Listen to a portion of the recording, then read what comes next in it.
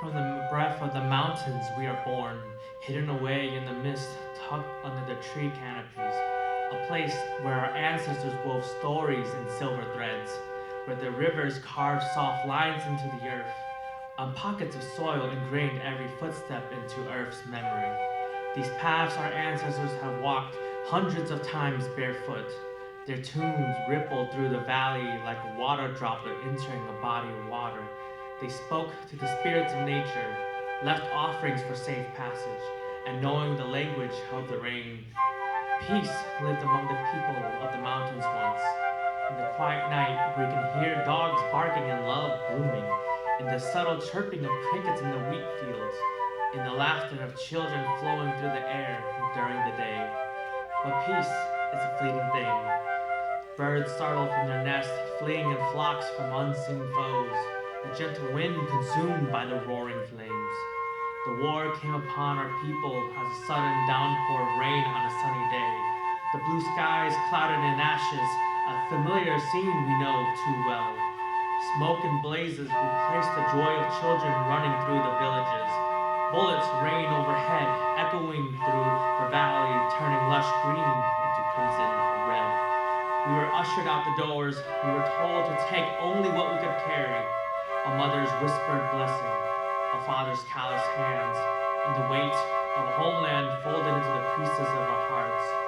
We left behind the mountains that cradled our childhood, left behind the spirits of the land who knew us by name, forced us to run into the embrace of the unknown with the mountains fading behind us. Not taking a single glance backward, we won't have the will to leave it. Distant bellowing of turmoil played in our ears until they were nothing but ghosts in the distance. Fumbling through the jungles, thickened by confusion and sorrow, wary of shadows behind every tree, hoping to find nothing. Each step walking forward brings us closer to an intangible future and a forgotten history. Each breath is a borrowed gift without knowing when it will expire. The adults spoke in hushed voices, daring not to be heard. Our grandmothers sang longing songs in hushed tones on the cover of night. They're whispering the names of those who couldn't make the journey into the darkness. Names of the fallen along the way as if the night would carry them home. Within the silence, something grew. A wound no bullet or knife could make, yet can be felt so deeply past our bones. An invisible force pressing against each breath we take. An ache we didn't have the language to articulate. The ghosts of war welcomed themselves to our tables, ate with our spoons and slept in silence between words. They resembled the faces of brothers and sisters consumed by the jungle. Sounds of men who left families without promise to return, who never did. They wrap themselves around our minds when our minds begin to wander, slowly fastening a loop around our necks as tight as a memory.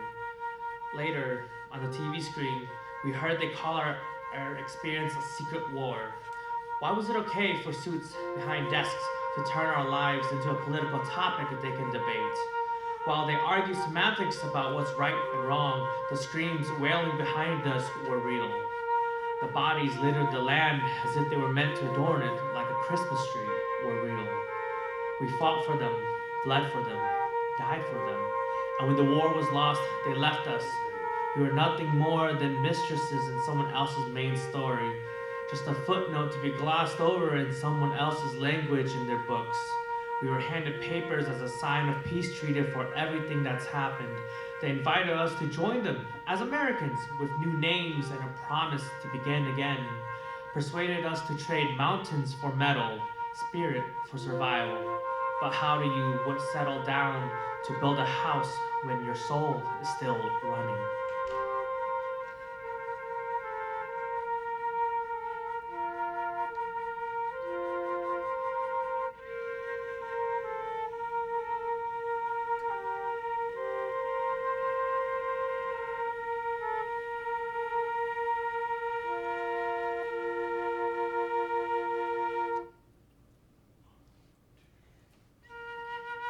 We do not speak on the horrors of war wishing with every bone in our body to leave the war behind. Our tongues are twisted by melancholy and change. Our tears have long since dried, wondering if all of this is worth the pain. We buried it beneath endless hours in the factory, not giving our minds a chance to think. Beneath bowed heads and silent dinners lies the cemetery of what could have been. Our parents taught us how to survive. Head down, mouth shut, work hard, and don't cause trouble just to get by. We tell our children to be strong, but when did we mistake strength for silence and strength for endurance? We tell them hard work pays off and true strength lies in power. We limit ourselves to seeing one side of strength, but it has so many faces. Is it silence? Is it endurance? Is it the quiet breaking of a spirit that held together without rest? How about a spirit that does not know how to ask for help? The saying goes, feeling comes with time, but time don't untangle grief. Instead, the hands of the clock bury the pain, hoping the sorrows of the past would flourish into a brighter tomorrow. To endure the waves of the past, we've learned to swim through the waves of sorrow, treading water into our wounds, but the river is heavier some days than others. Some of us sink before we learn how to float. We greet each other with Nyajong, but don't ask, Kapo Nyajong. We bow our heads to serve one another, but our eyes never meet long enough to see the person behind the eyes drowning in silence. Within the silent hours of the night, nightmares revisit us, the sounds of chasing footsteps in the jungle, an echo of gunfire, and the loss of breath from running too long. Some days, we forget how to breathe. We're still learning how to breathe again in a world that taught us how to breathe, to stand still beneath the weight of history and call it survival. In our souls, we know survival is not living. Living is feeling the warmth of a fire, not fearing it'll burn your house down. Living is hearing your name spoken softly and not flinching at the sound. Our mothers taught us how to be quiet. Our fathers taught us how to carry grief without complaint. But being silent is not a strength. Strength is the courage to speak and take space in a world that wants you to be forgotten. It's the way the heart is reaching for another through trembling hands, vocal cords pushing through learned silence to utter, I need help. It's the tired eyes releasing the heavy burdens of the past into free fall, the deep breath that follows releasing the hold the world had on you. We're not weak for having emotions and feelings. We're not lost in the struggle against our minds. We are slowly finding our way back to each other and to ourselves, finding our way through division and into the love we once knew. We've risen above the waves time and time again, solid in our community like bamboo in the storm or seeds in foreign soil. We lift our heads from the ground and reclaim our voices in poetry, in the hands of those who listen and with the strength to say, we are hurting, but we are here. We carry the stories of those before us, no longer bound as chains, but as lanterns leading the way to a future where we can thrive. We are more than war, more than ghosts, more than silence, and more than the people we've paved the way to get here. Healing is not a linear. Some days it shrivels into itself after touching the cold waters. On other days, progress can be felt in the warmth of the sunlight that kisses your face. On the most difficult days, you're desperate to breathe even when your head is above water. But we are learning to speak, to breathe, and forgive ourselves for surviving.